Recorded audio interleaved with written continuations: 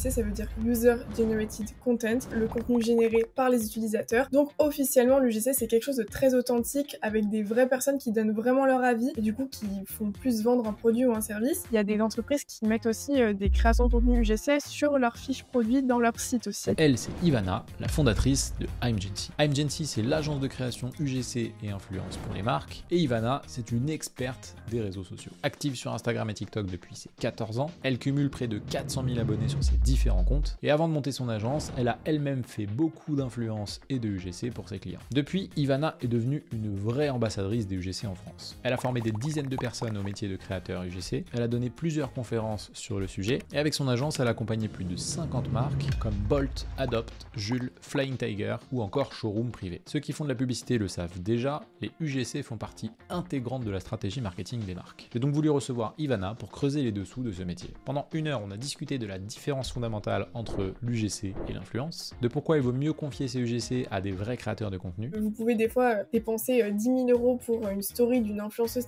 télé-réalité. Au final, avec le même budget, trouver des bons créateurs, des bons concepts et avoir un retour sur investissement qui est tellement supérieur. De comment créer un bon UGC quand on est une marque, en détaillant le process de création, les conseils en termes de durée, de montage, de tournage et les erreurs à éviter, mais aussi de comment bien travailler avec les créateurs UGC, avec notamment des infos sur le prix, la négociation des droits d'auteur ou encore les plateformes où trouver les meilleurs créateurs. Quand il y a des gens qui font des vidéos, il y a plein de façons de les faire. Il y a l'humour, il y a très clean girl à esthétique, il y a des micro-trottoirs, il y a les employés qui font du contenu. Si on applique juste « Ah bah j'ai vu ça donc je vais le faire pour ma marque » alors que ça n'a aucun rapport, ça sert à rien. Cet épisode est bourré d'infos pratiques pour les marques, les agences et les créateurs UGC. Alors j'espère qu'il vous plaira autant qu'il m'a plu de l'enregistrer. Je vous souhaite une excellente écoute et je vous dis à très vite. Salut Ivana. Salut Étienne. Comment tu vas? Bah écoute, ça va super, merci d'avoir pensé à moi. Bah écoute, très content de te recevoir sur ce podcast. Ivana, je vais te présenter rapidement pour les personnes qui ne te connaissent pas. Et ensuite, je te laisserai te présenter. Donc toi, tu es la fondatrice de I'mGency, on dit comme ça? Ouais, I'mGency. très très bien. Ok. Bien vu. J'hésitais, c'était I'mGency ou I'mGency, mais je me doutais que I'mGency, ouais. c'était comme ça. Donc, qui est une agence de création de contenu UGC, mais aussi d'influence. Toi, tu as un parcours qui est assez intéressant, puisque avant de créer ton agence, tu as toi-même expérimenté ce que tu vends. Donc, c'est assez cool. Notamment, tu postes sur les réseaux depuis que tu as 14 ans. Tu as, si je dis pas de bêtises, en cumulé sur les réseaux plus de 300 000 abonnés. Et tu as également eu, et je crois que tu en fais d'ailleurs toujours, mais l'occasion de faire de l'influence et de l'UGC toi-même. Donc, ce qui te rend d'autant plus légitime sur ce que tu fais aujourd'hui. Et donc là, ton job actuellement, c'est d'accompagner les marques qui cherchent à faire des ventes et du coup de la vidéo pour de la pub, à construire ce type de vidéo. Moi, j'ai plein de questions parce que, comme tu t'en doutes, c'est un métier qui touche de près à ce qu'on fait chez Rhodes. Donc, je vais probablement te poser plein de questions un peu techniques, mais ce que je te propose, c'est peut-être de te laisser te présenter toi également. Ok, bah écoute, t'as déjà dit tellement de choses, je pense que je vais me répéter un petit peu du coup, mais tu me connais bien, c'est cool. Bah du coup, ouais, moi je suis créatrice de contenu depuis 8 ans maintenant, donc vraiment j'étais là au tout début, pour te dire à l'époque, l'influence ça existait même pas. On m'envoyait des fois des petits colis de dropshipping et moi j'étais la plus heureuse du monde de recevoir ça gratuitement. Et moi j'en faisais 12 000 Musical.ly à l'époque. Donc voilà, je suis vraiment là depuis très longtemps. Mais du coup, oui, j'ai vite été exposée sur les réseaux. J'ai vite pris presque 300 000 abonnés sur TikTok, 40K sur Insta. Et c'est vrai que je dis partout que j'ai 300 000 abonnés cumulés, mais en fait, je me suis rendu compte que vu que j'ai lancé mon compte de recettes avec mon chéri il y a 1 an, en fait, aujourd'hui, j'ai 400 000 abonnés cumulés parce qu'on a quand même 60K sur Insta et 40K sur TikTok, ce qui est plutôt cool. Et du coup, bah voilà, c'est vrai que je baigne dedans un peu tous les jours de ma vie depuis que j'ai commencé sur les réseaux sociaux.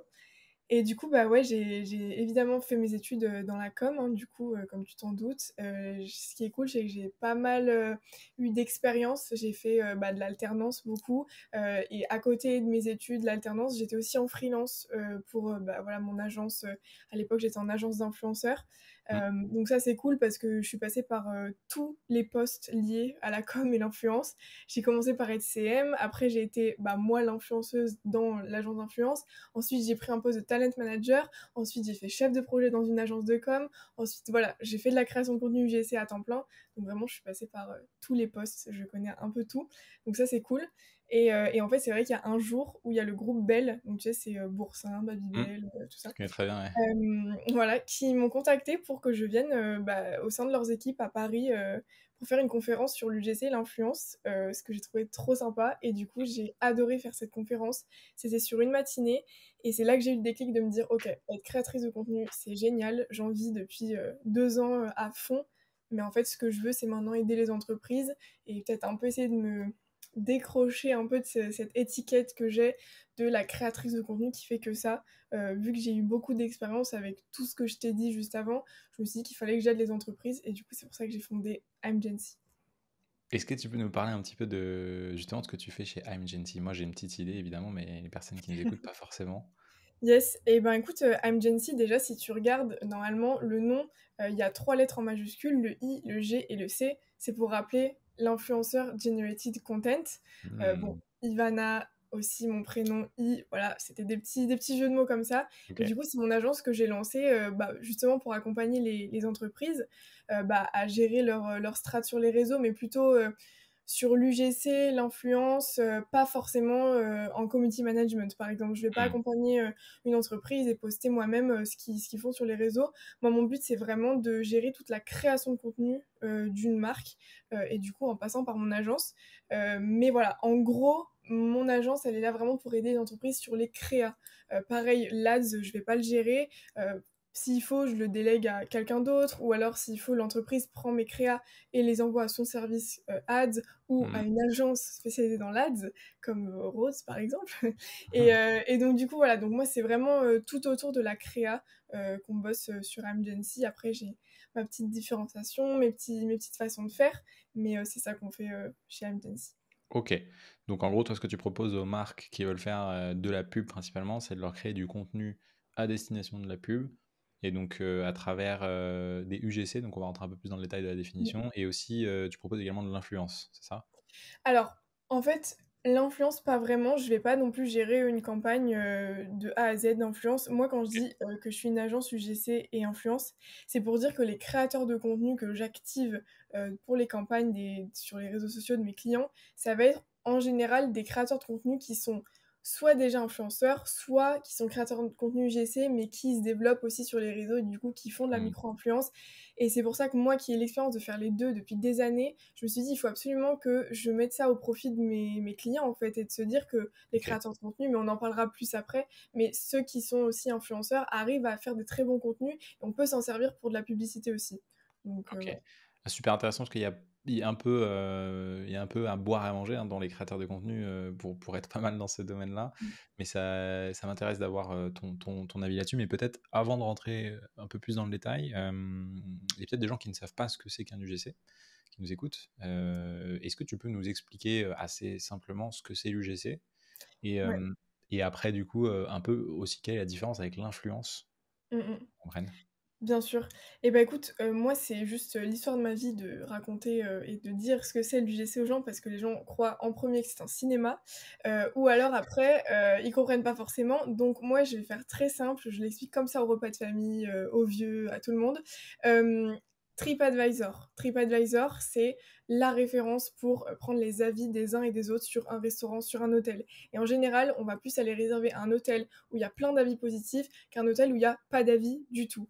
Ou Mmh. alors des mauvais commentaires. Donc ça, TripAdvisor, c'est vraiment ça qui fait vendre, c'est le fait qu'il y ait plus il y a de commentaires de gens authentiques, de vraies personnes, plus les gens ont envie d'y aller.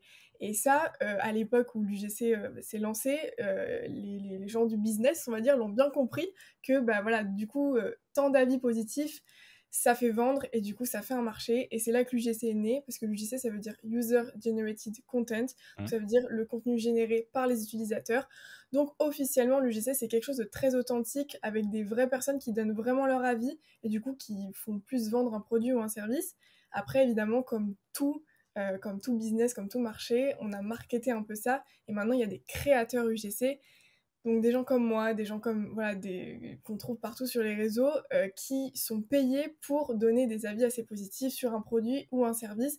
Donc on perd quand même un petit peu d'authenticité Hmm. avec ce marché de l'UGC, c'est vrai, mais ça reste quand même des contenus qui sont tellement plus authentiques qu'une pub hyper produite, hyper fond blanc, très lisse, avec une mannequin qui est déjà parfaite, qui a déjà une peau parfaite et qui nous montre à quel point ce produit miracle a changé sa vie. C'est vrai qu'on se retrouve moins là-dedans sur les réseaux en tout cas c'est moins la cible que plutôt à la télé où ça va encore un peu passer, et encore je suis persuadée que bientôt on aura limite des UGC mais à la télé, parce qu'on se reconnaît moins dans ce genre de pub trop lisse, trop parfaite. Et du coup voilà, l'UGC c'est vraiment le but de montrer des gens un peu lambda, un peu authentiques, qui voilà, parlent d'un produit en disant à quel point ça a été révolutionnaire, ou un service, et c'est ça qui fait la magie de l'UGC entre guillemets, c'est l'authenticité. Ok. Voilà. J'ai plein de questions. Peut-être une très rapide. C'est dédié uniquement à la pub, on est d'accord? Ou tu as aussi de la création de contenu UGC organique? Non, non, c'est ça que je voulais rebondir dessus tout à l'heure. Moi, par exemple, avec MGNC, je fais pas que de l'Ads. Je D'accord. peux m'occuper aussi d'organique pour certaines marques, par exemple, qui ont juste besoin d'une présence sur les réseaux sociaux, qui ont Hmm. besoin de tant de vidéos par mois, et qui, du coup, en organique, prennent des créateurs de contenu UGC pour faire des concepts comme des micro-trottoirs, comme des conseils, comme plein de choses qui peuvent exister, mais aussi en organique, parce que c'est plus compliqué, c'est vrai, mais il y a aussi des vidéos en organique qui peuvent très bien performer et rendre une marque virale. On le voit bien avec plein de choses sur les réseaux. En plus, maintenant, il y a plein de variantes sur l'UGC. Il y a l'EGC. EGC, c'est Employee Generated Content. Donc, c'est quand les employés font du contenu. Je pense une petite ref au Leclerc de Pont-l'Abbé Ouais. qui explose sur les réseaux parce qu'ils ont un employé qui fait des vidéos mais de folie. Et, Ouais. euh, et eux, bah voilà, ils ont explosé, et il y a des gens qui viennent de loin pour aller au Leclerc de Pont-l'Abbé, alors que de base, on sait même pas où est cette ville. Donc voilà, il y a tellement de contenu, et eux ne font pas d'ads, c'est vraiment que de l'organique, et ça marche très bien.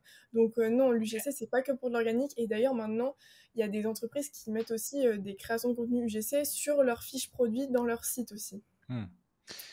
Et ouais, alors ça, on le voit beaucoup en e-com, justement, Mm. de la réutilisation. Nous, on pousse beaucoup nos clients à faire du repurposing, donc c'est-à-dire créer du contenu à destination de la pub ou des réseaux sociaux, et C'est ensuite ça. de l'utiliser, donc si c'est en réseaux sociaux organiques, en pub, et ensuite Mm. potentiellement de le mettre en effet sur les pages produits pour expliquer plus simplement ce qu'on fait. J'ai vu que tu l'as fait d'ailleurs sur ton site, que c'est également un short que tu as mis sur ton site. Exact. Donc ouais, carrément, il y a plein de ponts en fait, parce que finalement, la manière dont on communique, comme tu le dis, avec ce prisme authentique, s'applique à plein Mm. de situations différentes. Il y a une question qui me venait quand tu as un peu expliqué ce qu'était l'UGC. Donc, déjà, sur pourquoi ça fonctionne, de ce que je comprends, c'est, en tout cas, toi, ton point de vue, c'est parce que c'est du contenu justement qui est authentique, donc Mm. qui se font bien dans la masse. C'est ça la raison principale, ou il y a d'autres arguments? Écoute, moi je pense sincèrement que c'est vraiment le plus gros argument, c'est vraiment l'authenticité, parce que bah, comme je te l'ai dit, les pubs trop lisses, enfin, on s'identifie pas à ça. Des gens que tu peux croiser dans la rue qui te donnent un avis, enfin, on s'identifie beaucoup plus. Et moi je le dis toujours, mais pour moi un bon UGC qui fonctionne, c'est en fait une vidéo où entre deux TikTok, tu vois la vidéo et en fait t'as pas capté que c'était une publicité, et tu Hmm. regardes la vidéo parce que ça t'intéresse. Et oui, on a le petit bordereau en bas, publicité, voilà, la petite mention publicité, mais elle est tellement fine que quand c'est un bon UGC, tu le remarques même pas. C'est pour ça que ça fonctionne. Parce que quand tu vois directement entre deux TikTok, une créa hyper blanche, hyper même parfois pas des créas vidéo, tu sais, il y a aussi des créas photos, enfin, je pense que Ouais. vous devez bien connaître aussi, sur Insta ou quoi, ben, enfin, ça se voit direct que c'est une publicité. Et pour moi, mais c'est que mon avis, un bon UGC, c'est quand on remarque même pas que c'est une publicité. Euh, alors, du coup, c'est quoi la différence avec l'influence? Eh ben écoute, c'est très simple. Déjà, pour moi, il y a deux choses qui différencient vraiment l'UGC de l'influence, mais la plus grosse, c'est la diffusion. Un créateur de contenu influenceur, Hmm. il va faire une vidéo pour vanter les mérites d'une crème. Il va la publier sur ses réseaux pour sa communauté, et quand une marque fait confiance à un influenceur, en général, la marque achète sa visibilité, sa Hmm. notoriété, et donc tous les gens qui va toucher. Donc c'est vraiment de la pub liée au créateur de contenu. Quand tu fais pour la même crème, le même brief, mais un créateur UGC, le créateur UGC, il fait la vidéo, mais il l'envoie à la marque après. Et en général, c'est la marque qui s'occupe de diffuser la vidéo, que ce soit, comme on l'a dit, en ad, en organique. Alors des fois, il y a des variantes, il y a du Spark Ads, mais bon, du coup, ça se confond un peu avec l'influence, parce que du coup, c'est publié sur les réseaux du créateur de contenu, mais bon, c'est un peu différent, mais en général, le créateur UGC, vraiment, c'est lui qui fait la créa parce qu'il est fort en création de contenu et qui sait les codes, il sait comment faire, et après il l'envoie à la marque et la marque le diffuse, et c'est vraiment un message du coup de la part de la marque. Donc ça c'est vraiment la plus grosse différence. Et après la deuxième différence qui est un peu moins facile à trouver, c'est vraiment le script entre guillemets.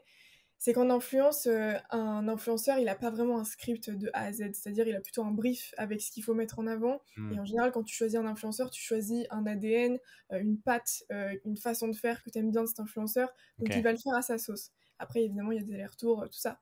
Mais un créateur UGC, en général, c'est plus scripté. C'est pour ça que j'aime bien prendre des créateurs de contenu qui sont aussi influenceurs, parce qu'ils ont leur patte, ils ont vraiment une façon de faire. Les créateurs UGC, c'est un peu horrible à dire, parce que j'en connais plein qui sont aussi très talentueux, mais c'est vrai qu'on peut choisir celui-là ou celui-là. Qu'est-ce qui va faire que, à part le prix, à part quelque chose comme ça. Donc en UGC, c'est plus scripté, et du coup, c'est plus pour tout le monde, entre guillemets, et n'importe qui peut réciter le script, quoi.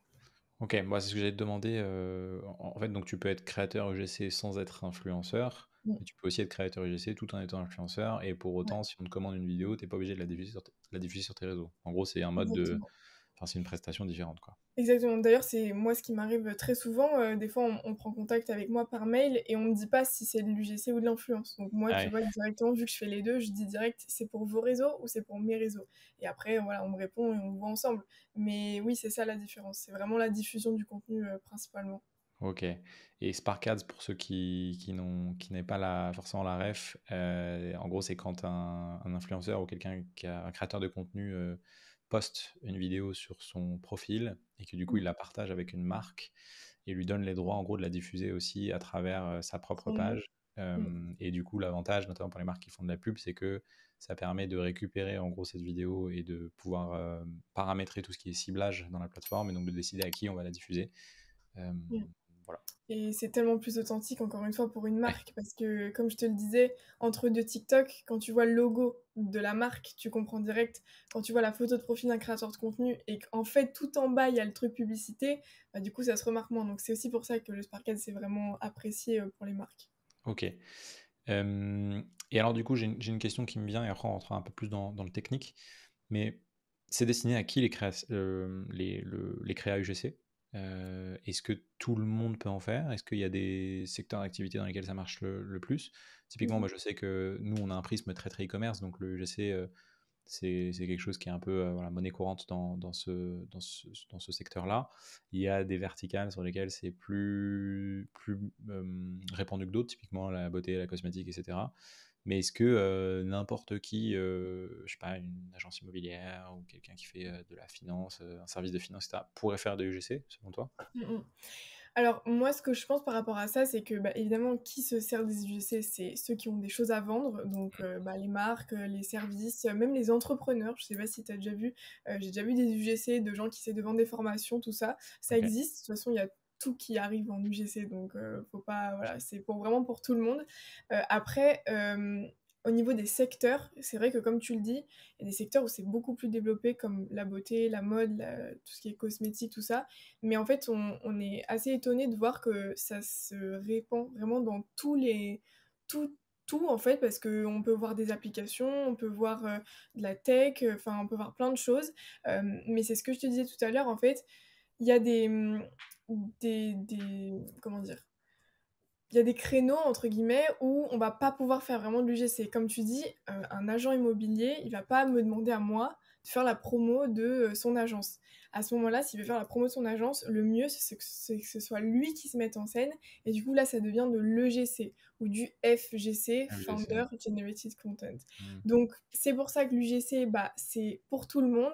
Mais il y a tellement plein de petites variantes, que ce soit dans l'UGC, EGC, FGC, selon les secteurs, beauté, immobilier, hein, que en fait c'est infini et il faut vraiment du coup savoir faire pour trouver la meilleure façon de faire sa publicité et que ça marche en fait. Ok. Donc, le principe, c'est en gros dans tous les cas, c'est un type de format qui fonctionne et qui est plus authentique. Après, la Mmh, manière de le faire dépend beaucoup de chaque entreprise, ses objectifs, entre c'est autres, ça. quoi. Ok. J'ai une question qui m'est venue aussi, qui n'était pas prévue au départ, mais je suis curieux de savoir ce que tu en penses. Euh, Est-ce que on se dirige pas tout doucement vers une saturation un peu de ce format? Je m'explique. Les UGC, c'est un format qui fonctionne bien en pub, mais qui a eu un peu je dirais un effet de nouveauté il y a quelques années, il y a 2-3 ans, quand ça a commencé à être de plus en plus répandu, etc. Ce qui fait que tu vois, les utilisateurs, je passe vraiment d'un point de vue utilisateur, ils n'avaient pas trop l'habitude d'être exposés à ce type de format. Donc ils l'ont été progressivement, et c'est pour ça que ça marchait beaucoup. Maintenant, c'est toutes les marques qui font de la pub et qui font de la pub un peu bien, bah, maîtrisent ce format. Est-ce que du coup, on n'arrive pas tout doucement vers, tu vois, un peu, je dirais pas une saturation, mais potentiellement un stade de marché où c'est moins efficace et du coup, il va falloir encore plus redoubler d'innovation ou peut-être même tester de nouveaux formats au-delà de UGC. T'en penses quoi? Si, je suis vachement d'accord avec toi. De toute façon, moi la première au début, bah, j'étais un peu surprise quand j'ai vu ces contenus, je comprenais pas que c'était des pubs donc bah, j'écoutais jusqu'à la fin. Maintenant c'est vrai que moi la première, alors que je suis créatrice de contenu UGC, influenceuse, tout ça, quand je vois un UGC, chut, je swipe. Donc Hmm. c'est ça qui alors c'est peut-être parce que moi je travaille dedans donc j'en peux plus au bout d'un moment de voir ça toute la journée, mais pour les gens qui ont compris, parce que comme tu l'as dit, il y en a plein qui ont compris maintenant, il y en a plein qui savent ce que c'est l'UGC, donc je me dis que pour se démarquer et pour éviter cette saturation du marché, je pense qu'il va falloir, comme tu dis, redoubler d'efforts sur les scripts, les concepts, que moi je pense, tu sais, ces fameux UGC one shot, où en fait, bah, il y a un hook, un corps, un peu de la vidéo avec toutes les fonctionnalités du service ou du produit et un call to action, ça à mon avis, bientôt c'est Hmm. out, c'est terminé. On va chercher peut-être des concepts plus what the fuck, plus drôles, après ça dépend évidemment des marques. On va chercher peut-être des contenus peut-être plus basiques, parce que là, je trouve que ça devient de plus en plus travaillé, tu vois. Comme je te disais, on travaille tous les scripts, tout ça. Mais si on fait tous les mêmes choses, parce que moi, je les vois, les UGC, c'est tout le temps des gros sous-titres qui pop de partout, des incrustations, des machins. Je pense qu'au bout d'un moment, comme tu dis, les gens vont se lasser. Et il va falloir trouver d'autres solutions. Mais pour moi, c'est comme l'influence. On a peur que ça s'arrête, mais ça s'arrête pas.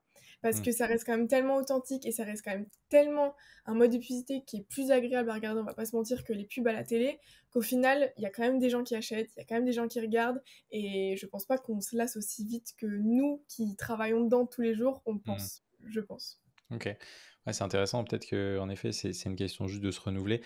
Mais ce que je vois à travers ce que tu dis, c'est que du coup, en fait, on va devoir aujourd'hui, n'importe qui peut faire de la création de contenu UGC. Demain, en fait, juste répéter un script ne suffira plus. Donc, du coup, c'est là où ça va presque devenir un métier de création de contenu à proprement parler, si ce n'est pas déjà le cas. Et donc, Ouais. du coup, c'est tout le monde, en tout cas pour avoir des UGC qui performent, ce sera seulement une poignée de personnes qui maîtrisent déjà la création de contenu. C'est Euh, pour ça que je suis toujours focus dans mon truc, mais que pour moi, les meilleurs créateurs de contenu, ça reste les influenceurs. Parce que c'est ouais, ceux qui savent, qui postent au quotidien, qui ont des communautés. Moi, je vois des UGC qui, en fait, ne sont pas des UGC, c'est des créateurs de contenu, des influenceurs qui font des stats en ads. C'est incroyable. ouais, Des ouais. millions de vues, ok, parce que on peut les payer, les millions de vues. Mais quand tu vois le nombre de likes, le nombre de commentaires, le nombre de commandes qu'il y a dû avoir suite à cette vidéo qui a certes été boostée, donc plein de millions de vues facilement, enfin avec de l'argent, mais en fait quand tu vois l'engagement, tu te dis mais là pour la marque c'est bénéf, c'est bénéf. Donc c'est pour ça que ça rejoint ce que tu dis, que pour moi ça reste quand même les créateurs de contenu influenceurs qui vont quand même dominer un peu la création de contenu GC. Euh, carrément. Moi, j'avais fait une vidéo pour un de nos clients. Alors, moi, je fais de la création de contenu principalement sur LinkedIn. J'en fais un peu. Donc, j'ai une chaîne YouTube aussi et j'ai un compte TikTok avec 18 000 et quelques abonnés. Je Ok. fais pas beaucoup de création pure. C'est beaucoup de repurposing de ce que je fais sur LinkedIn, mais ça va changer. Dans les prochains mois, je me mets à fond dessus. Et en gros, ce que j'ai toujours aimé, c'est écrire notamment des scripts qui sont un peu pensés pour voilà, faire du storytelling, etc. J'ai jamais eu trop le temps de le faire dans le cadre de Rhodes.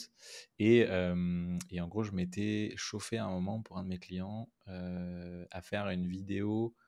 Je sais pas si tu connais Victor Apchi, qui a le guide ultime, qui est un créateur de Ah mais contenu. si, si, si, le guide ultime. Ouais. Et du coup, moi, j'aime beaucoup la manière dont il script ses vidéos, donc j'avais beaucoup analysé ça. Il a fait une formation aussi, j'ai regardé la vidéo, j'ai pas pris la formation, mais Et en fait, il parlait un peu de l'arc narratif, en bref, des techniques de création de contenu, d'écrire. Et j'avais beaucoup regardé ces styles de vidéos. Et du coup, je m'étais dit, bah, tiens, je vais essayer de faire une vidéo comme ça, mais appliquée à la pub. Et j'avais fait toute une vidéo, j'avais même documenté le truc sur YouTube et tout, bref. Et ma question, c'était, est-ce que, parce qu'on faisait des créas très classiques pour cette marque-là, e-com que tout le monde connaît, je me suis dit, est-ce qu'en faisant, tu vois, un truc un peu plus storytelling, avec des images, un peu de musique, ce genre de choses, on peut vendre? Et la réponse était oui, même en organique. La vidéo, elle a fait genre 150 000 vues genre en 2 jours. Elle a fait un pic de vente en ads, elle a eu les meilleures perfs, elle a permis de faire genre x3 sur le spend, etc. Waouh. Et donc, alors après, j'ai essayé de le faire pour un autre client, je me suis dit, ah yes, genre je suis trop fort, je vais faire ça tout le temps, et en fait, j'ai pas du tout réussi. Donc, c'est pas un jeu, c'est pas, globalement, c'est pas forcément tu réussis pas à tous les coups, mais ça illustre bien ça, en fait. Je pense dans la création de contenu pure et dure, au-delà de simplement faire du GC, ça permet de générer des Mais ventes, et de susciter de l'émotion et de connecter à un autre niveau, je pense, avec ton audience, qui est pas juste purement produit et commercial, quoi. Mais je pense que tu le sais mieux que moi, mais par exemple sur LinkedIn, le storytelling, c'est vraiment quelque chose qui Ouais. marche du feu de Dieu. Bah, sur les réseaux, c'est pareil. En fait, moi, le nombre de fois où, que ce soit en influence ou en UGC, j'essaye de mais, négocier avec mes clients en disant laissez-moi faire du storytelling, laissez-moi aborder le sujet en racontant quelque chose de personnel, en le tournant avec une histoire, et je vais placer discrètement le placement de produit, enfin, le service, et vous verrez que ça va marcher. Alors il y a des clients qui sont hyper open et avec qui ça marche, et du coup au final ça marche tellement bien que bah, ils sont hyper contents, les stats parlent d'elles-mêmes. Et puis il y en a qui sont frileux et qui sont encore en mode non, nous on veut que tu parles de des. On m'a déjà fait une fois le coup et ça m'a brisé le cœur, mais bon, je l'ai fait quand même. On m'a dit non, il faut absolument que tu parles du produit dans les 6 secondes. Je dirais non, mais en fait, dans les 6 secondes, moi, il faut que j'attrape le viewer. Il faut que je commence mon storytelling pour qu'il reste. Et après, il faut que je parle de votre produit. Mais je peux pas, les 6 secondes, c'est limite le hook et c'est fini, quoi. Ouais. Donc j'aurais dit, mais non, 6 secondes, s'il vous plaît, enlevez-moi cet obstacle finalement en création de contenu. Et ils m'ont dit non. Et on a dû garder comme ça. Moi, j'étais pas du tout à l'aise avec ça. J'avais tout inscrit, j'avais fait toute une histoire autour de tout ça. Et en fait, on m'a dit de direct placer le nom de la marque et machin et le produit. Et ça a complètement dénaturé mon histoire et ma petite vidéo qui aurait pu hyper bien performer, quoi. Et ça a marché du coup, ou pas? Et ben, ils ont mis beaucoup d'ads. Donc forcément, les stats ont été bonnes au niveau des vues. Ouais. Enfin, pardon, d'ads, pour toi, tu dois dire, wow, c'est pas du tout le bon vocabulaire. Ils ont mis beaucoup de budget sur la vidéo. Ok. Mais du coup, oui, au niveau des vues, ça a performé. Mais moi, je le vois au niveau des commentaires, de tout ça, ça a pas Ouais. performé autant que si j'avais fait ma petite histoire avant, quoi. Ok.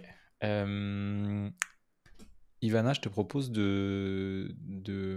d'enchaîner sur la partie un petit peu plus technique. En gros, donc moi, l'idée de l'épisode, c'est de vraiment partager les coulisses en fait de la création de contenu UGC aux personnes qui nous écoutent.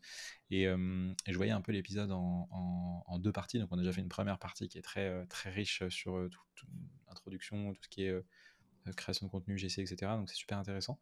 Et ce que je te propose, c'est de faire la deuxième partie en deux sous-parties, avec un premier volet sur, en gros, comment donner les conseils pour les marques ou les créateurs sur comment créer un bon UGC, puisque toi, c'est quelque chose que tu maîtrises de bout en bout. Et un deuxième volet sur plutôt donner des conseils aux marques qui nous écoutent sur comment bien travailler avec des créateurs UGC, puisque c'est quelque chose qui est, je pense, tout aussi important et qui est assez sous-coté, et je pense que c'est rare d'avoir le point de vue de quelqu'un justement qui est de l'autre côté de la barrière.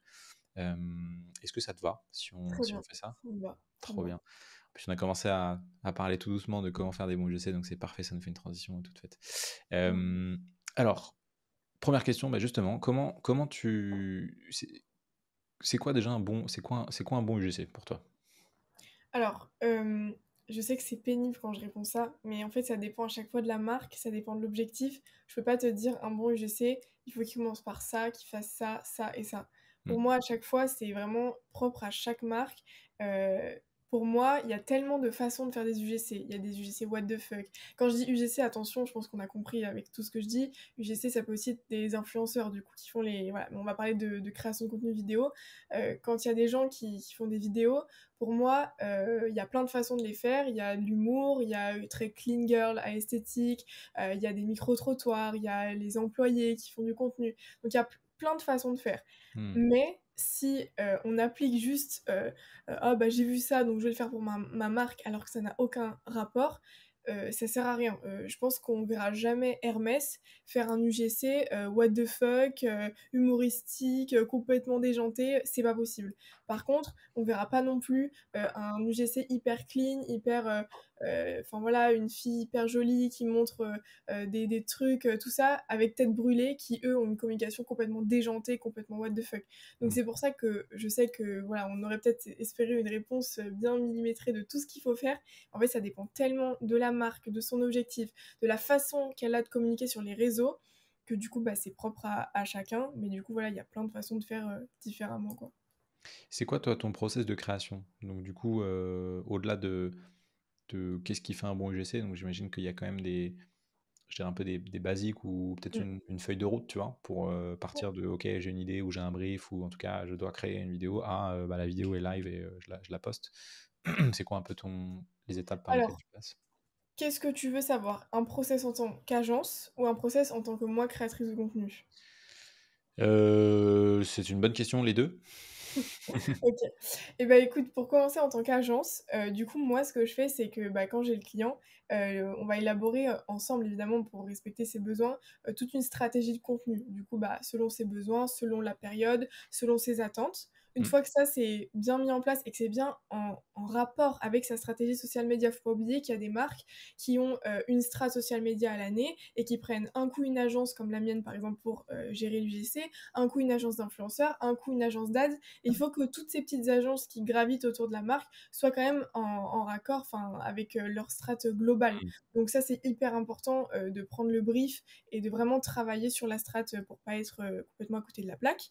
Ok. Ensuite, une fois que ça c'est fait et que c'est bien clair, bah, c'est là que je peux commencer à travailler sur les concepts, les contenus. C'est ce que je disais tout à l'heure, plutôt un UGC what the fuck, plutôt un UGC clean, plutôt un UGC micro-trottoir. C'est là qu'on va travailler sur les contenus en eux-mêmes.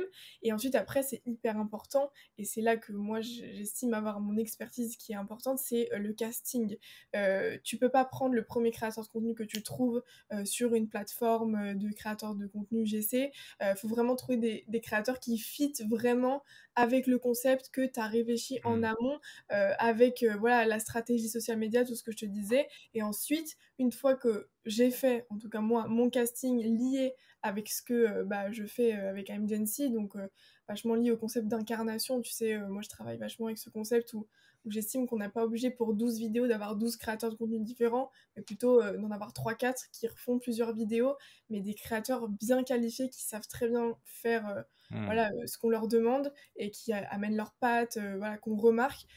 Et après, bah, voilà, moi j'ai mes méthodes avec mes critères, et une fois que le casting il est fait, bah, moi je gère complètement les créateurs de contenu de A à Z. Et en fait, je suis la seule interlocutrice de la marque. Du coup, même s'ils ont 3-4 créateurs de contenu au final sur leur réseau, il n'y a qu'avec moi qui discute. Et moi, c'est moi qui vais gérer le contact avec les créateurs de contenu, la négociation, l'administratif, le script, les allers-retours, la finalisation, avec évidemment dans tous ces process des étapes de validation du client, hein. Bien sûr, il faut qu'il soit au courant.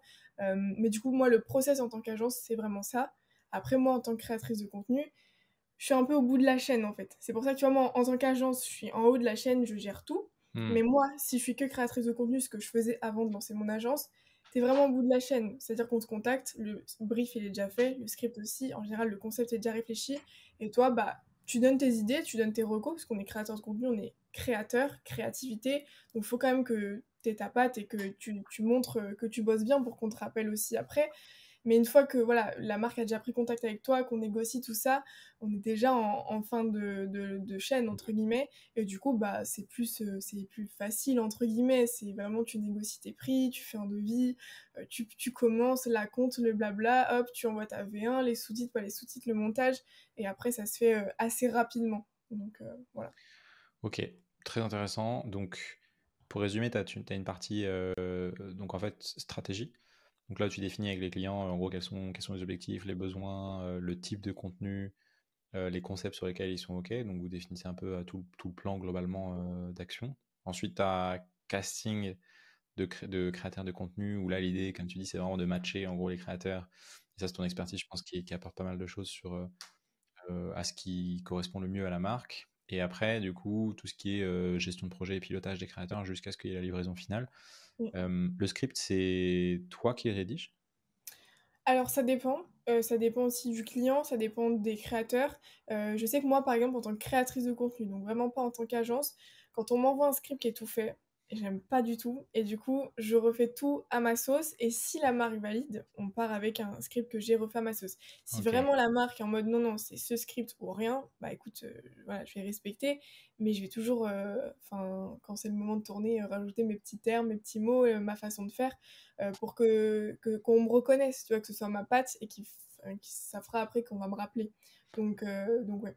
Tu recommandes aux marques d'écrire eux-mêmes leur script ou de faire confiance aux... Typiquement les marques qui passent par des créateurs UGC en direct, ou de les laisser justement, tu vas leur proposer des choses, et si oui, jusqu'à où ils doivent aller à ton sens dans le brief? Mmh. Et bah, écoute, encore une fois, je pense que ça dépend aussi de la strat. Si c'est de l'organique, que c'est vraiment du long terme, je pense qu'on peut réfléchir avec la marque directement à des concepts, des choses comme ça. Quand c'est de l'UGC un peu, one shot, comme on disait, tu vois, avec de l'Ads, vraiment pour faire de la publicité, là, je pense que la marque peut envoyer des intentions avec, vraiment, des des grandes lignes, tu vois, de ce qu'ils veulent mettre en avant, dans quel ordre et après que ce soit le créateur qui, encore une fois, est créatif et qui du coup, bah, voilà, fait son script. Mais c'est pareil, moi quand je rédige mes scripts, c'est vrai que j'écris mot par mot pour que la marque elle valide, mais sur le moment où je tourne, je dis pas mot par mot ce que Hmm. j'ai écrit, sinon ce serait tellement bas de gamme et tellement cramé que je récite un texte qu'il vaut mieux Ouais. pas. Ok. Est-ce qu'il y a des structures type de UGC? Bah, tu veux dire, dans l'UGC en lui-même? Ouais, tu vois, genre, je sais pas, des modèles de UGC un peu Mmh. classiques qui fonctionnent, Ouais. avec une accroche, ensuite Ouais, ouais. Bah, écoute, moi, comme je te disais, ça varie aussi selon les concepts, tout ça, mais en général, je l'ai tellement dit sur LinkedIn qu'il faut que je le redise ici. Pour moi, un bon UGC, ça reste quand même quelqu'un qui va travailler le hook. Donc, c'est vraiment le hook, c'est l'accroche. Donc, c'est les 3-4 premières secondes grand max. Travailler le hook. Ensuite, pour le corps de la vidéo, vraiment pour parler des fonctionnalités du produit, du service, il faut du storytelling. On l'a déjà dit, on a compris. Faut pas juste réciter la fiche produit du produit, ça sert strictement à rien. Donc storyteller un maximum le contenu et après un petit call to action selon les objectifs, une inscription à une newsletter, une inscription à une application pour mettre dans le panier, enfin peu importe. Ça c'est un peu la structure que je recommande. Mais ça, c'est pour les UGC vraiment ads. Et regarde, c'est ce qu'on disait tout à l'heure. Est-ce qu'au bout d'un moment, ce format va peut-être pas un peu s'essouffler?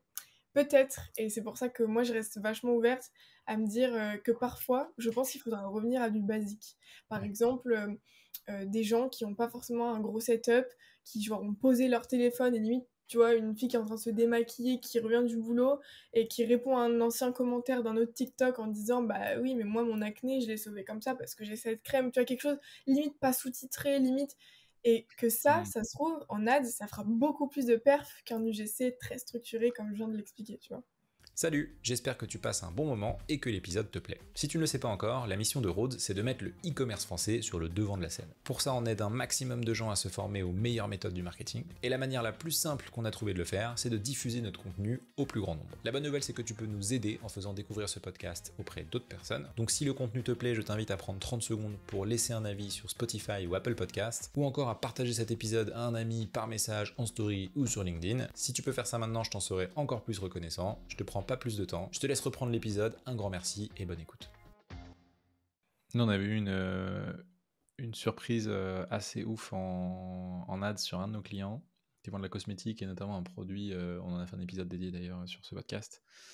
Là, c'est le 5e, si je ne dis pas de bêtises. La marque s'appelle Laili et en gros, elles ont Maison Laili.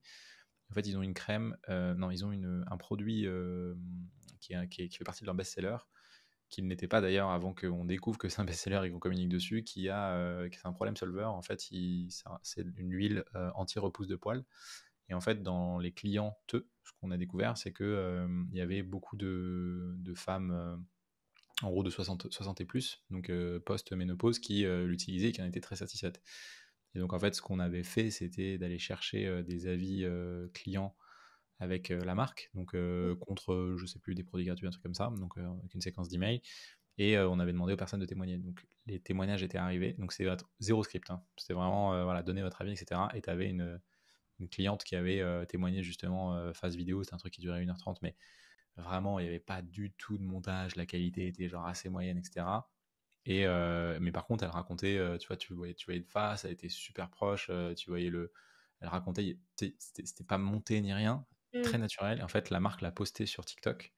En organique, ça a fait genre 500 000 vues. Il y a eu énormément de commentaires, des gens qui ont commenté. Du coup, on s'est dit, waouh, il y a un truc à faire. Donc, on l'a mis en ads et c'est devenu la top créa Wow. en très peu de temps. Donc, tu vois, genre, là, c'est purement du UGC, tu vois, après en parler. C'est-à-dire que c'est les clientes C'est ça. qui C'est l'ont pour ça que je créé. pense qu'on reviendra au basique après. Ouais, tu vois, le format, il y a rien, il y a aucun montage ou autre. Enfin, je Ouais, t'enverrai ouais. la vidéo, c'est bon. Mmh.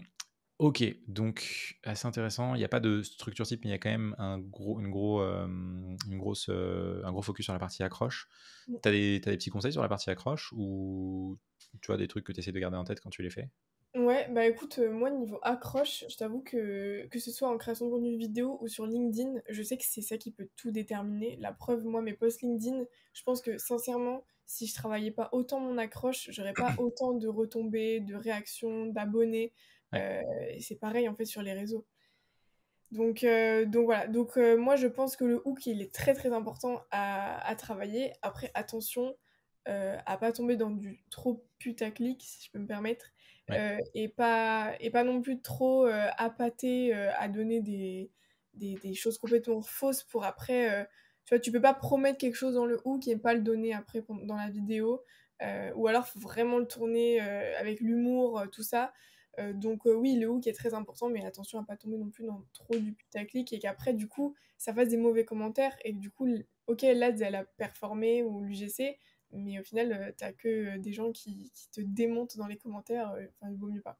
Et donc toi, tu recommandes par exemple pour les hooks d'aller, notamment pour de l'ADS, d'aller chercher à parler exclusivement à la cible ou d'être un peu plus large, typiquement, je sais pas si n'importe quoi, mais si tu vends des couches pour bébé, Mm. est-ce que tu vas plutôt essayer de capter l'attention des parents de bébé sur les 3 premières secondes ou tu vas taper plus large en parlant plus globalement, je sais pas, des bébés ou ce genre de choses, Mm, mm. ou même pas d'ailleurs. Non, moi je cible direct la cible, hein, du coup forcément. Ouais, Moi je pense que pour des couches pour bébé, ça sert à rien d'être trop généraliste et il vaut mieux dire, enfin tu vois, faire un truc de storytelling en mode oh là là, mon enfant a fait voilà, de partout, machin, ouais, qu'est-ce qui m'arrive? Je peux pas dire trop de gros mots, mais tu vois, même parler un peu familier sur les ads, tout ça, c'est tellement authentique, enfin, c'est tellement la vraie vie hmm, que ça, bien sûr qu'il vaut mieux directement, tu vois, donner son expérience, donner sa vraie vie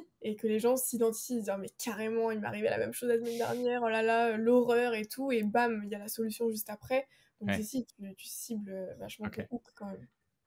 Est-ce que tu as des conseils en termes de durée, montage, tournage, sans rentrer trop dans les détails, mais tu vois un peu Ouais, les grands principes que toi t'appliques ou que tu recommandes aux créateurs UGC d'appliquer?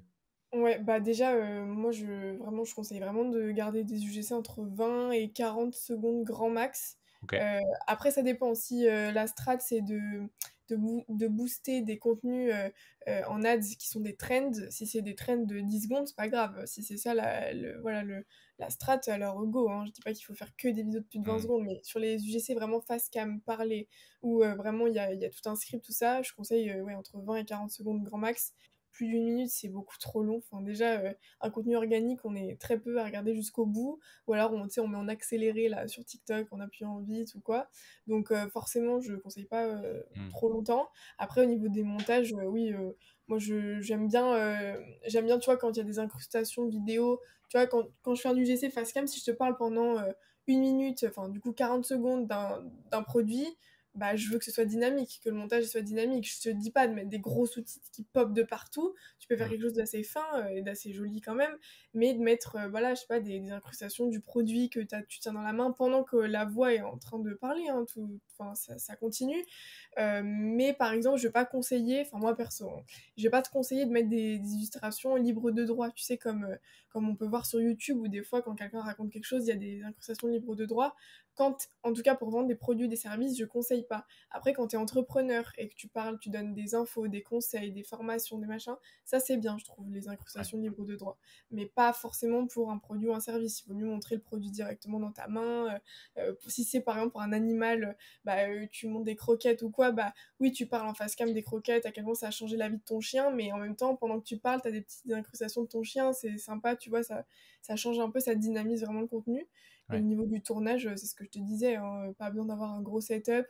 Justement, si tu as une grosse caméra où on voit que la qualité elle est folle, là ça se rapproche trop de la pub à la télé, tu vois. Donc il Mm. faut que les gens s'identifient. Et c'est pour ça que moi perso, j'ai jamais eu autre chose que mon iPhone pour tourner mes UGC. Ok, intéressant. Est-ce qu'il y a des erreurs à éviter? Et si oui, lesquelles?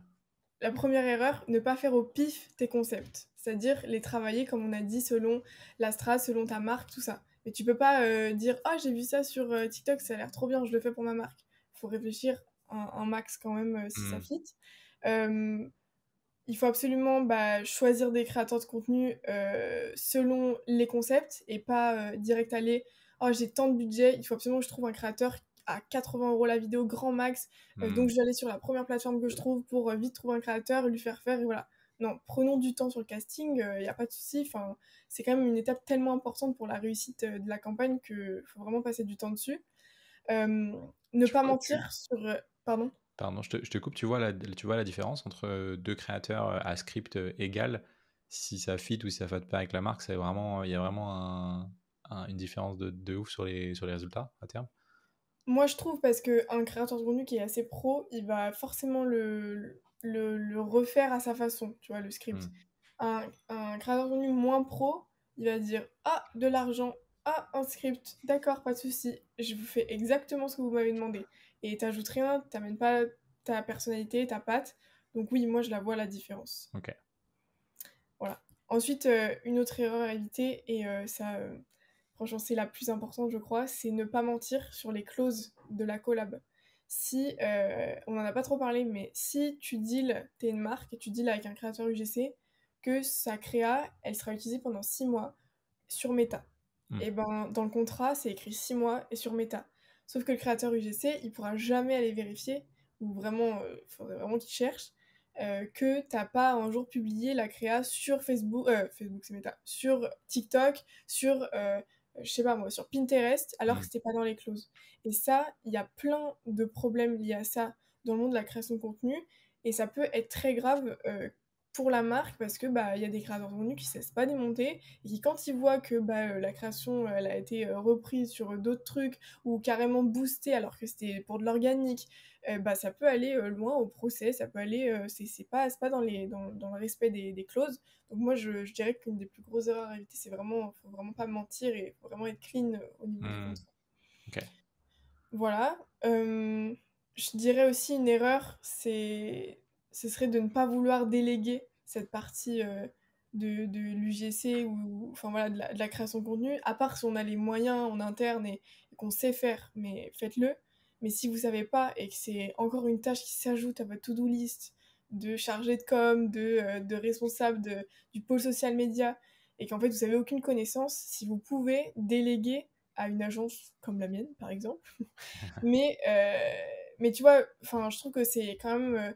Maintenant, dans toutes les strates, il y a un pôle influence, un pôle ads. Il y a des agences qui s'occupent de ça. L'UGC, c'est important. Enfin, la création de contenu vidéo d'une marque, c'est important. C'est pas pareil que des photos, c'est pas pareil.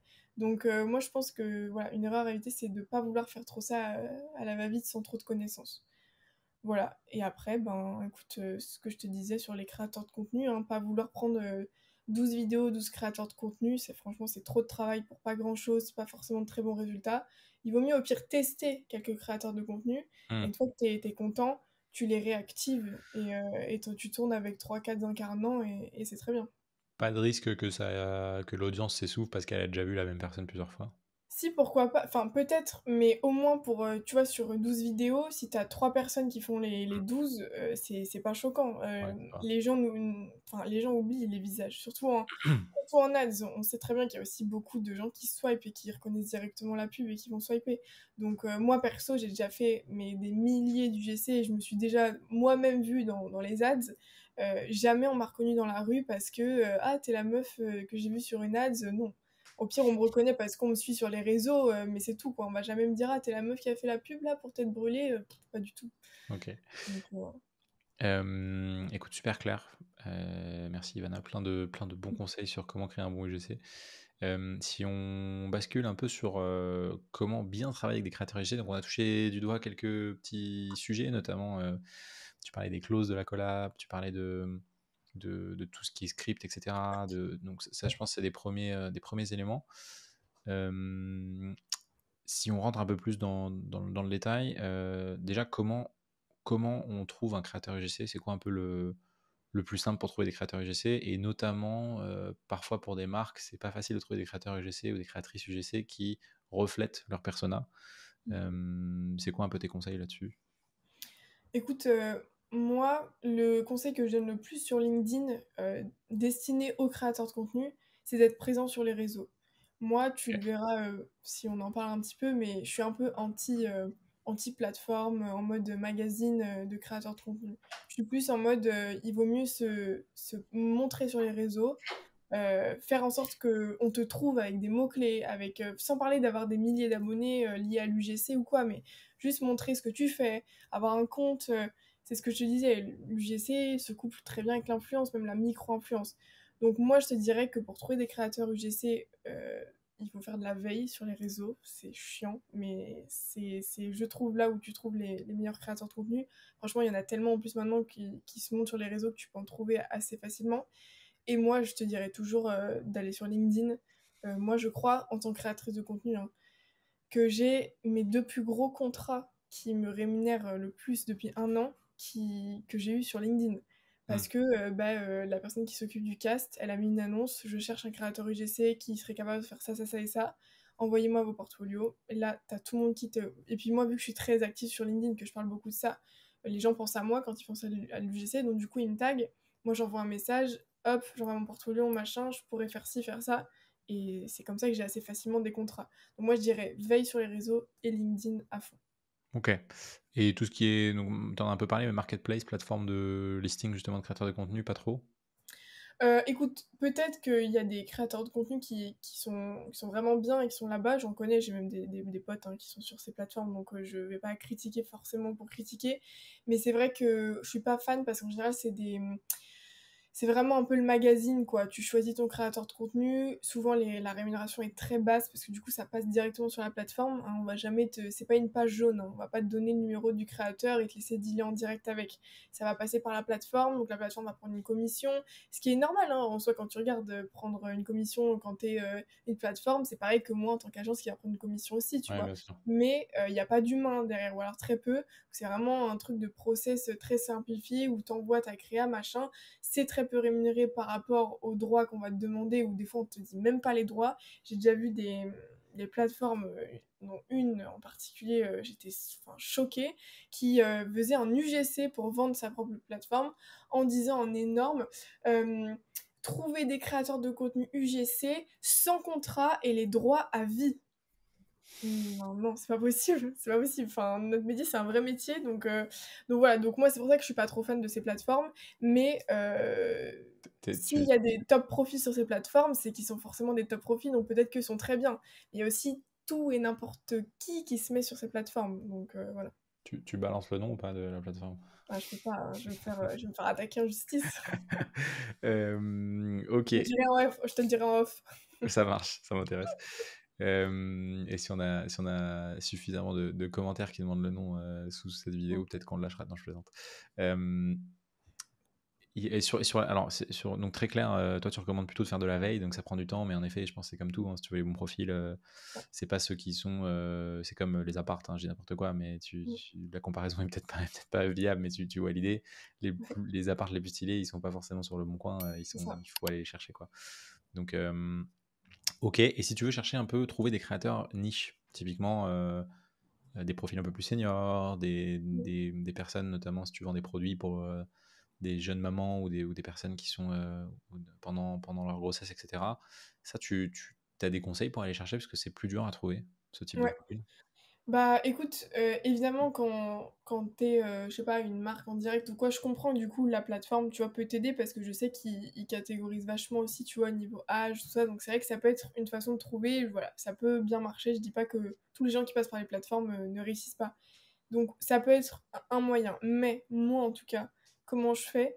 Et ben, sur Instagram ou sur TikTok, je cherche mon mot-clé, donc maman, je sais pas, plus de 60 ans, enfin tu vois, j'essaie de mettre des mots-clés pour Hmm, trouver des créateurs de contenu qui sont assez intelligents pour poster du contenu en mettant ces mots dans leur caption, dans leur hashtag, ok. et qu'en fait je trouve comme ça des créateurs de contenu. Et c'est pour ça que moi, par exemple, des mamans, j'en ai plein en tête, mais parce que c'est aussi des créatrices de contenu influence. Sauf qu'on va pas se mentir aujourd'hui, vivre de l'influence c'est compliqué, c'est pas aussi facile qu'il y a quelques années parce qu'il y a beaucoup d'influenceurs. Donc si toi tu viens en tant que marque en disant écoutez, je vous ai trouvé sur les réseaux parce que certes vous êtes influenceuse, mais moi ce qui m'intéresse c'est pas votre communauté, c'est juste que vous me fassiez une vidéo, je vous propose tant. Euh, il y a beaucoup de gens qui vont accepter en fait parce que c'est très, enfin c'est de plus en plus rare les influenceurs qui gagnent leur vie qu'avec l'influence. Ok, Donc intéressant. Bon à savoir. Donc recommandation, aller chercher en fait des influenceurs, voire pas forcément que des gens super connus, hein, ça peut être de la ouais, micro-influence. micro influence, très bien. Ouais, et donc en plus c'est plus facile à repérer parce que du coup il ou C'est elle poste ça. déjà du contenu. Et Ok. puis, t'as comme un portfolio en direct, t'as son compte Ouais, en ouais. fait. Oui, donc tu vois Donc, exactement sa patte, son ton. c'est Ok. ça. Euh, Qu'est-ce qui fait un bon. On a déjà un peu répondu à cette question, mais elle m'intéresse quand même. C'est qu'est-ce qui fait un bon créateur UGC selon toi? Et sur quoi tu l'évalues? Ouais. Moi, avec mes années, entre guillemets, d'expérience sur, en tout cas, tout ce que je vois sur l'UGC, tout ça, quand je vais chercher des créateurs UGC, ce que je regarde, c'est indispensable évidemment pour eux, c'est d'avoir un bon portfolio. Hmm. Quand c'est des influenceurs, en général, bon, ils savent pas trop qu'il faut faire un portfolio, mais je pense qu'ils vont s'y faire de plus en plus et qu'on aura aussi des portfolios entre guillemets d'influenceurs, mais on a aussi des kits médias pour les influenceurs, donc c'est assez similaire. Donc si c'est des influenceurs, bah, tu regardes directement sur leur compte le type de vidéos qu'ils font et comme ça tu peux voir si ça fit justement avec ce qu'on disait avec sa patte, les concepts, tout ça. Quand c'est des créateurs UGC, bah, tu peux regarder les vidéos qu'ils font dans leur portfolio si ça te correspond, si tu te dis ah ouais cette vidéo elle est bien, je voudrais la même chose mais pour ma marque. Hmm. Euh, et après ce qui est hyper important, c'est de regarder les avis clients parce que bah, normalement un bon créateur UGC assez pro, il sait très bien que le plus important c'est de montrer que tu es crédible et que tu fais du bon taf. Donc en général dans les portfolios tu as les avis de leurs anciens clients et ça c'est hyper important. J'espère que les gens ne mentent pas trop, mais normalement tu peux pas trop mentir parce que si tes clients ils tombent dessus, voilà. Donc normalement les avis clients sur les portfolios c'est assez fiable. Et après bah tu vois aussi quand tu prends contact avec la personne son professionnalisme, hein. Si la personne elle te répond 2 semaines après, ou si elle te répond du tac au tac en te disant, enfin, voilà, en étant sympa, humain. Alors moi je sais que je mets beaucoup de crédit sur, je sais pas, l'humain, quoi. Si Ouais. ça passe bien, tu vois, avec la personne, tu sais aussi que la personne va être professionnelle, qu'elle va faire des efforts s'il y a besoin de faire un aller-retour supplémentaire. Enfin, il faut, enfin, ce que je dis tout le temps, on reste des humains, il faut rester sympa entre nous. Ok, il y a les clauses du contrat et tout, mais si on peut s'arranger, s'aider, c'est hyper important.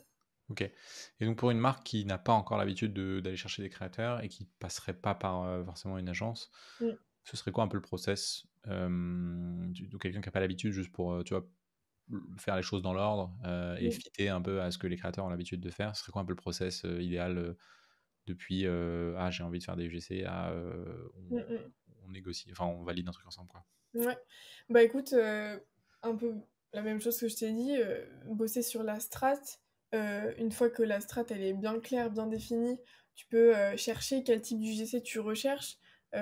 Tu peux en trouver plein sur les réseaux. Je sais qu'il y a aussi, mais tu le sais mieux que moi, hein, des librairies, tu sais, d'ads, enfin tu sais, TikTok ou Meta, où tu peux voir un peu, tu peux taper le nom d'une marque et voir ce qui est en train de tourner actuellement avec ces ads. Je sais plus comment ça s'appelle. Tu l'as le nom ou pas? Redis-moi pardon. Tu sais, quand par exemple tu veux voir bah, pour telle marque, quel ads est en train de tourner sur cette marque, tu peux aller voir dans Ah Meta, oui, sur la librairie. bibliothèque, la bibliothèque publicitaire. La As Voilà, Library pour Meta et TikTok, c'est Creative Center, il me semble. exactement. Bah ça, tu vois. Si t'es une marque et que t'as pas du tout de notion, prends tes concurrents, et c'est vrai, hein. Tu vas voir tes concurrents et tu vois ce qui est en train de tourner. Ouais. Je dis pas qu'il faut faire comme eux, hein, mais au moins ça peut te donner des idées. Et une fois que t'as en tête un peu tes scripts, enfin, pas tes scripts, tes, tes idées de concept, là tu peux les scripter. encore une fois, si c'est tes débuts dans l'UGC, tu peux aussi contacter les créateurs UGC qui Hmm. sont assez pros pour rédiger eux les scripts et que toi tu les valides. Si ça rentre dans les clauses du contrat, alors ça le fera. Ensuite, bah, tu fais ton casting, la négociation, l'administratif, hyper important, les contrats, tout ça, bien sceller tout ça. Ensuite, tu as les allers-retours et après, tu te fais un bon reporting pour voir ce qui a marché, les learnings, les do, les don't, tout ça. Hmm. C'est quoi le prix moyen pour un UGC? Le prix moyen, ça dépend si c'est de l'ads, si c'est de l'organique, si c'est du long terme, si c'est des packages. Mais moi, je te dirais que pour du one shot, en tout cas, moi personnellement, par exemple, je peux dire mes prix, je peux le dire, je le dis partout de toute façon. Mes prix à moi, parce que je suis aussi influenceuse, que ça fait des années que je suis sur les réseaux, tout ça, pour du one shot en ads, je peux demander de 300 € à beaucoup plus. J'ai déjà fait une vidéo qui m'a rapporté 5 000 €. Putain. Parce que, ouais, c'était un peu choquant, mais j'étais très contente. Parce que moi, ce que je fais en général, c'est que j'essaye de vachement demander au niveau de l'ads, tu vois, si ça va être énormément boosté, surtout quand c'est du one shot. Quand c'est pas du one shot, Hmm. quand c'est, tu vois, j'ai un client pour lequel ils peuvent pas me donner un budget, et c'est normal, tu vois. Ils ont un panier de créa, ils tentent, et celle qui prend le plus, ils la laissent se développer, donc on pourra jamais savoir à l'avance. Donc ça, je comprends et je fais un truc un peu moyen. Quand je sais qu'ils mettent tout leur budget sur ma vidéo, c'est normal, je demande un pourcentage. Et c'est pour ça que j'avais une vidéo qui a été rémunérée 5 000 €, parce qu'ils avaient D'accord. mis 50 000 € sur ma créa. Parce que ça a été... Et ouais, en plus, du coup, plus il y a de budget, plus c'est diffusé largement, donc indirectement, plus c'est ça. ton image est utilisée à des fins de Exactement, vente. Ok. exactement. C'est pour Ça- ça que ça peut aller très haut, c'est surtout pour le droit à l'image, en fait. Ouais, Évidemment ouais. que moi, tourner cette vidéo ou tourner une autre, c'est le même temps, mais c'est pas la même diffusion. Donc voilà, ça dépend. Après, moi, je te dis pour des créateurs de contenu qui ont peut-être pas, enfin moi, je mets des prix quand même assez hauts, c'est vrai, hein. Bah, je pense que ça peut tourner entre 150 et 200 € la vidéo, Hmm. en général. Ok. Et un délai moyen, du coup, ça, c'est plus pour les marques qui nous écoutent. Parfois, je sais que nous, nos clients les premiers, hein, mais qui disent ah ouais, vas-y, on fait un UGC, est-ce qu'on peut avoir le script demain et la vidéo à la fin de la semaine, tu vois? Et Mhm. c'est quoi le délai moyen raisonnable que tu peux attendre d'un créateur UGC pour une vidéo? Écoute, moi j'ai tendance à dire que les créateurs de contenu assez professionnels sont assez rapides en général, parce qu'ils s'organisent bien, parce que peut-être qu'ils sont à leur compte, donc peut-être que c'est vraiment que ça leur métier. Donc Ouais. moi je te dirais que une semaine c'est bien de temps tu vois, entre tous les allers-retours, machin. Mais je vais pas te mentir, moi perso, souvent ça me prend beaucoup moins d'une semaine, hein.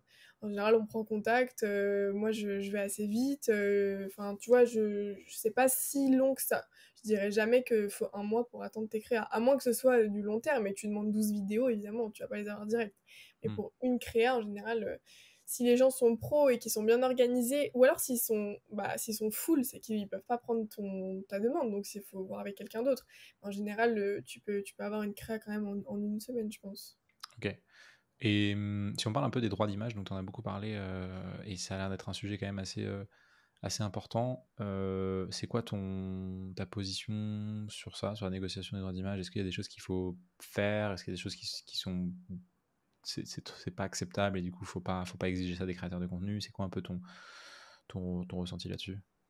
Ouais, bah moi je pense qu'il faut absolument tout dealer avant de signer. Donc enfin, faut vraiment en parler avant de signer le contrat et c'est pour ça que moi j'estime qu'il faudrait qu'il y ait un contrat à chaque fois. Après, quand c'est vraiment récurrent tout ça, je pense qu'un devis signé peut faire l'affaire, mais on peut pas faire ça sur WhatsApp en mode tu me fais un UGC là pour demain et qu'il y ait rien, tu vois, même pas de trace écrite, même pas de mail et tout. Donc pour moi ça c'est hyper important. Parce que, bah, comme je te le disais tout à l'heure, je peux vendre une vidéo 300 comme je peux la vendre 5 000. Donc il faut absolument, en tout cas moi en tant que créatrice de contenu, que je sache un minimum si l'ads, s'il y en aura, si à peu près le budget. Je sais qu'il y a plein de marques qui peuvent pas me donner les budgets et je comprends totalement. Je suis pas en train de dire qu'il me faut toute la data liée à l'ads parce que même eux savent pas parfois et c'est complètement ok. Mais on peut me donner un ordre d'idée, tu vois. Ils peuvent se baser sur leurs anciennes ads, qu'on fasse, je sais pas, un, comme une fourchette, tu vois. Des fois, je leur dis, dites-moi juste, est-ce que vous pensez que ce sera 50K vues ou 8 millions? Enfin, tu vois, ils peuvent quand Ouais. même l'espérer. Je sais que des fois, ça peut s'envoler et qu'on peut pas trop contrôler, mais quand même, il y a un minimum à savoir. Et moi, j'essaie de vachement en parler avec les marques avant de signer. Comme ça, je sais à quoi m'attendre. Et évidemment qu'il y a des fois où j'avais signé avec des marques en pensant que ça allait pas trop marcher et que la marque m'a dit, écoute, ta créa a hyper bien fonctionné, du coup, on a beaucoup plus de vues et là, c'est OK, tant mieux pour eux. Mais juste, ouais, pour moi, on peut surtout pas demander, je pourrais acheter tous les droits de ta vidéo et comme ça, je l'ai à vie pour moi. Non, parce que imagine dans 5 ans, je sais pas, tu fais un autre métier et tu vois ta tête affichée sur Times Square, parce que bah, du coup, ils ont tous les droits de ta vidéo, donc ils peuvent en faire ce qu'ils veulent. Bah non, tu vois, t'as pas été payé pour ça, donc c'est pour ça que pour moi, c'est très important, ouais. Et alors, c'est quoi du coup un peu le standard pour une vidéo, ce qui est de l'ordre du... En gros, globalement, une marque qui veut négocier les droits d'image sur un UGC pour pouvoir le réutiliser en ads, en organique, pendant une période de temps définie, c'est quoi un peu le standard et à partir de quoi il faut commencer à globalement remettre un peu au pot? Tu veux dire quoi, le standard au niveau du prix? Non, non, non, le standard de ce qui se fait, par exemple, genre, en gros, est-ce que pour une vidéo, je dis n'importe quoi, à 200 €, qu'est-ce que tu es en droit en tant que marque d'exiger Mm. ou de négocier et à partir de quand ça devient too much et il faut potentiellement payer d'autres choses, quoi. Hmm. Bah écoute, ça dépend du créateur de contenu. Moi, je sais qu'en général, quand on me demande mes prix, je dis écoutez, moi, la vidéo organique, c'est tant. Et si vous voulez la sponsor, vous mettez 10% du budget ads. Et comme je te disais, il y en a, ils savent pas le budget ads. Donc tu fais une fourchette. Mais en général, je sais pas, ça dépend du créateur. Moi, j'ai une copine qui bosse en agence d'influence. Donc qui est vraiment du côté, tu sais, que de l'influence, hein. Des Hmm. fois, elle gère des fois des créateurs de contenu GC que du coup, moi, je vois qui c'est, tu vois, sur LinkedIn ou quoi. Et t'es étonné de voir qu'il y a des gens qui demandent rien en fait pour leur droit à l'image. Donc en fait, ça va vraiment dépendre aussi un peu de ta chance entre guillemets, parce qu'on va pas se mentir, je sais que pour une marque, bah, c'est bénéf quoi si la personne te demande pas trop d'argent par rapport au droit. Mais bon, éthiquement, moi je préfère demander quand même de l'argent par rapport à la diffusion. C'est quand même ma tête qui est l'image Bien de la sûr. marque. Donc Et du coup, si une marque devait voilà, te dire, je dis toi ou un créateur UGC autre, euh, en gros, voilà, je te commande trois vidéos UGC, j'aimerais bien avoir les droits pour 1 an en ads et en organique. Pour toi, c'est un truc qu'il faut payer en plus ou ça reste ok, tu vois? bah ouais, encore une fois, s'ils me disent on va mettre en ads à hauteur de, je sais pas, entre tant et tant milliers de vues, on pense, moi je fais Hmm. confiance en fait. Je dis ok, bah ok, c'est bon, je vous fais tel prix, et je l'augmente un peu, je laisse pas évidemment mon prix de vidéo organique, mais je vais pas non plus, surtout s'ils prennent des packs, faut vraiment que les gens se mettent en tête, enfin surtout les marques, que vraiment si vous prenez des packs, et c'est pour ça que moi je propose ça avec mon agence, plus vous proposez des packs, plus les créateurs de contenu baissent leur prix, plus ils sont ok. En fait, ça nous fait de la stabilité, les créateurs de contenu, en fait, d'avoir des packs. Donc c'est pour ça que si tu Hmm. veux 10 vidéos ads, mais essaye de dealer les 10 vidéos, tu vois, d'un coup, même si, voilà, il vaut mieux faire des Sûr. tests avant pour être sûr que la personne est bien et tout. Mais voilà, moi, perso, j'ai tendance pour une vidéo à être beaucoup plus stricte, tu vois, et à demander beaucoup plus que si on me dit, bah, on va t'en prendre 4. Je dis, ok, pas de souci. Ok. Je vois qu'on est déjà, ça fait déjà 1h05 Oh, qu'on est waouh, sur ça cet passe vite. échange. Mais c'est super intéressant. Il y a plein de subtilités que tout le monde n'a pas forcément en tête. Et déjà, moi, j'apprends plein de choses, même si ça fait partie de mon métier. Après, c'est pas moi qui gère directement la créa, donc je suis moins exposé, mais je suis sûr que les gens qui nous écoutent apprennent aussi pas mal de choses. Quelques petites dernières questions et après, je vais te libérer. S'il y a des agences ou des marques qui nous écoutent, c'est quoi un peu tes conseils pour elles? T'en as donné quelques-uns déjà, mais pour bien bosser avec les créateurs, les choses à faire, les choses à pas faire dans les grandes lignes. Mm, mm. Ben, petit récap de tout ce que j'ai dit. Si vous en avez les capacités de le faire vous-même, alors bossez vraiment le process. Ne vous dites pas ah, l'UGC c'est un petit truc en plus, tu vois, qu'on fait pour alimenter nos strates social media. Franchement, ça peut vous rapporter tellement. C'est pour ça que ça marche d'ailleurs. C'est pour ça que je me souviens, il y avait des influenceurs qui, au début, quand l'UGC est arrivé, étaient un peu vénères en disant putain, mais c'est qui ces gens là qui sont pas influenceurs et qui gagnent de l'argent dans des vidéos. C'est vrai.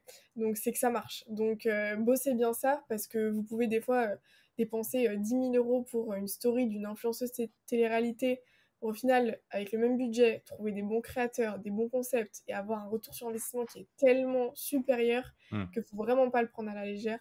Donc, bossez les process, soyez réglo, précis, concis. Ça sert à rien de faire des briefs de 25 pages pour expliquer la genèse de votre marque et de d'où ça sort. Le créateur de contenu, voilà, il va s'intéresser à votre marque parce qu'il faut quand même qu'il donne un avis authentique, mais pas la peine de faire des trucs trop compliqués. Moi, j'aime bien quand c'est un peu, tu vois, concis, précis, mais concis. Et ça, voilà, je conseille vraiment de bosser sur les briefs, sur les scripts pour que la collab se passe le mieux possible, qu'il n'y ait pas de quiproquos, de malentendus. Aussi, n'ayez pas peur des acomptes, les marques. Ça se fait de plus en plus en création de contenu. On est obligé de se protéger, nous, et demander un acompte parfois. Donc voilà, faut pas avoir peur de ça. Après, je pense que c'est pas qu'en création de contenu, hein. Je pense que c'est un peu partout Ouais. qu'il y en a qui peuvent avoir un peu peur. Et voilà, nous, je vous le dis, ça se fait de plus en plus en création de contenu. Et pour les dons, bah, faire l'inverse de tout ça, quoi. Il faut pas faire l'inverse de tout ça. Faut pas le prendre un casting à la va-vite, trouver ses créateurs sur des plateformes qui payent 50 euros la vidéo, et après s'étonner que ça marche pas et qu'on a un créateur UGC qui est en train de lire son script. Moi, j'ai déjà vu des UGC, vraiment, hein, j'étais outrée, d'un gars qui lisait, je voyais ses yeux, tu sais, qui suivait. J'étais en mode, mais non, mais comment tu peux laisser ça sur les réseaux, quoi. Donc voilà, donc c'est mes plus gros conseils, c'est vraiment de taffer sur le process, sur le casting, et voilà. Est-ce que tu as des outils, des plateformes à recommander aux personnes qui nous écoutent, soit pour de la création de contenu, soit pour travailler avec des créateurs de contenu? C'est quoi un peu toi, ce qui te vient en tête? Bah ouais, c'est ce que je te disais, hein, franchement, la veille sur les réseaux, LinkedIn à fond, pour travailler avec des créateurs de contenu. En plus, moi, ce que je conseille toujours aux marques, c'est de se faire une petite base de données après. Quand t'as kiffé un créateur de contenu, qu'en plus il y a eu des bonnes performances, garde absolument ce contact dans ta base de données. Si t'es une agence, tu peux le réactiver pour d'autres clients. Moi, je le voyais le jour, je faisais un peu le point de tous les clients avec qui j'ai bossé. Et j'ai beaucoup d'agences. Et les agences, elles ont, on le sait, plein de clients différents. Des fois, il y a des pôles food, des pôles cosmétiques. Hmm. Et le nombre de fois où moi, on m'a fait bosser en tant que créatrice de contenu, des fois, il y a des agences, j'ai l'impression que c'est mes parents, quoi. Je leur parle tous les jours. Mais parce qu'en fait, ils m'activent pour tel client, pour l'autre, pour celui-là, parce qu'ils sont tellement contents qu'ils refont appel à moi. Donc, je conseille en tout cas aux agences de se faire une base de données. Pour les marques, bah, pareil, hein, ça rejoint le concept d'incarnant. Si ça se passe bien avec un créateur de contenu, vous pouvez très bien le garder sur l'année. Moi, avec mon compte de recettes, avec mon copain, on a un contrat avec Nutella, donc c'est quand même une grosse marque, Hmm. et on a 12 vidéos à l'année. En fait, 12 vidéos, ça paraît pas énorme, mais en fait, bah, c'est sur un an, donc ouais, c'est une vidéo par mois. Donc en fait, nous, ils vont pas se lasser, les gens, de nous voir sur le compte de Nutella, on Ouais, sera là ouais, qu'une fois par mois, tu vois. Pourtant, carrément. c'est 12 vidéos. Donc voilà. Trop bien. Et est-ce que, donc question que je pose à toutes les personnes qui viennent sur ce podcast, est-ce que tu as des ressources à partager aux gens qui nous écoutent? Ça peut être des podcasts, des livres, des newsletters, des formations, des profils à suivre, des choses qui te viennent en tête. Ouais, et ben écoute, moi j'avais réfléchi à cette question et je vais pas mentir, je suis quelqu'un qui est très, développement personnel, tout ça, parce que j'estime que travailler sur soi, c'est vraiment le plus important dans sa vie, parce que ce soit au niveau pro ou perso, ça Hmm. peut que t'aider à devenir la meilleure version de toi-même. Donc moi, je sais qu'on est dans un podcast un peu plus business, mais je vais quand même, dire, que je conseille de travailler sur soi. Moi, Hmm. les livres qui ont changé ma vie, c'est des livres sur, la loi de l'attraction, sur les accords Toltec, et sur des trucs d'énergie. Par exemple, La clé de votre énergie de Natacha Calestrémé. C'est un livre qui, au début, je voyais cet énorme truc, je me disais, oh là là, j'aime pas trop lire, donc je vais jamais réussir. En fait, c'est sous forme de protocole, de choses à apprendre sur soi-même, à appliquer. Et en fait, une fois que j'ai fait tout ça, je me suis dit, ok, ma vie, je la vois tellement différemment. Et du coup, au niveau perso, ça m'a aidé, mais au niveau professionnel encore plus, parce que du coup, je me sens tellement bien dans mes baskets, je sais ce que je fais, je sais pourquoi je le fais, je sais mon why, entre guillemets, de pourquoi je fais tout ça, et Hmm. du coup, ça m'aide tellement à être mieux au niveau professionnel que forcément, je conseillerais ça. Après, au niveau plus business, quand même, moi, j'aime bien les podcasts de serial entrepreneurs, là. Je sais pas si tu vois ce que Ouais. c'est. De- Après, voilà, je t'avoue que je regarde aussi vachement les invités, je sélectionne vachement aussi à ce qui m'intéresse ou pas. Ensuite, j'aime bien un nouveau podcast là qui s'appelle D2C. Donc voilà. Et sinon, moi, j'adore regarder les vidéos YouTube de mon coach que j'embrasse d'ailleurs, qui est super, qui s'appelle Clément Vanier, Ouais. qui a fait une série Road to 100K avec Mathis. Mathis qui est un jeune entrepreneur bourré de talent. Et moi, il m'inspire les deux de fou. Et ils ont fait une série Road to 100K parce que le but, c'est de faire avoir 100 000 euros de chiffre d'affaires à Mathis alors qu'il a que 20 ans.